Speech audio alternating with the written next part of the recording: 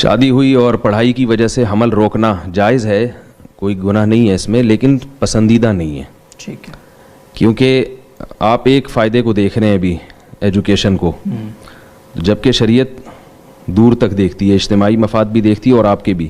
جی. عورت کو ایجوکیشن کی بھی بہت ضرورت ہے, میں مانتا ہوں, لیکن اتنی نہیں جتنی اس کو اولاد کی ضرورت ہے. جی. اگر لیٹ اولاد ہوگی تو اس میں دو نقصان ہیں. ایک تو یہ کہ بعض دفعہ ہوتی نہیں ہے, یہ اپنے اختیار میں نہیں ہے کہ جب چاہیں آپ اولاد پیدا کریں. سب سے بڑی بھول آپ کی یہ ہے. بالکل. ایسے ہم جوڑوں کو جانتے ہیں جنہوں نے ابتدا میں حمل روکا, بعد میں ان کی بہت خواہش ہوئی اولاد ہو مگر نہیں ہوئی. تو یہ بہت بڑی غلطی ہوتی ہے. ہم یہ سمجھ رہے ہوتے ہیں کہ ہم جب چاہیں گے ہو جائے گی. دوسرا یہ ہے کہ اولاد دیر سے ہوگی تو پھر عورت کے لیے ان کو پالنا مشکل ہوگا. آپ کے لیے بہتر ہے کہ آپ کی اولاد جوانی میں ہی جوان ہو جائے. اور تیسری بات یہ ہے کہ حمل یا پریگنینسی تعلیم میں رکاوٹ نہیں ہے. میرے پاس یورپ امریکہ سے بھی لوگ آتے ہیں اور میں تو حالات پوچھتا رہتا ہوں. کہتے ہیں وہاں یونیورسٹیوں میں پریگننٹ عورتیں پڑھتی ہیں, لڑکیاں پڑھتی ہیں. پریگنینسی کو کوئی بیماری نہیں سمجھا جاتا.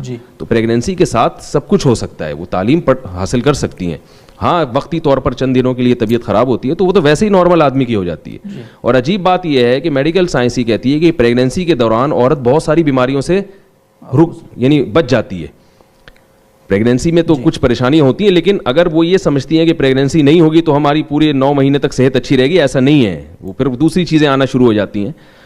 ایک بات تو یہ ہے کہ تو پریگنینسی میں بہت ساری بیماریاں, کچھ بیماریاں اگر ہوتی ہیں, کچھ طبیعت خراب ہوتی ہے تو بہت ساری بیماریوں سے اللہ تعالیٰ عورت کو بچا بھی لیتے ہیں اس دوران.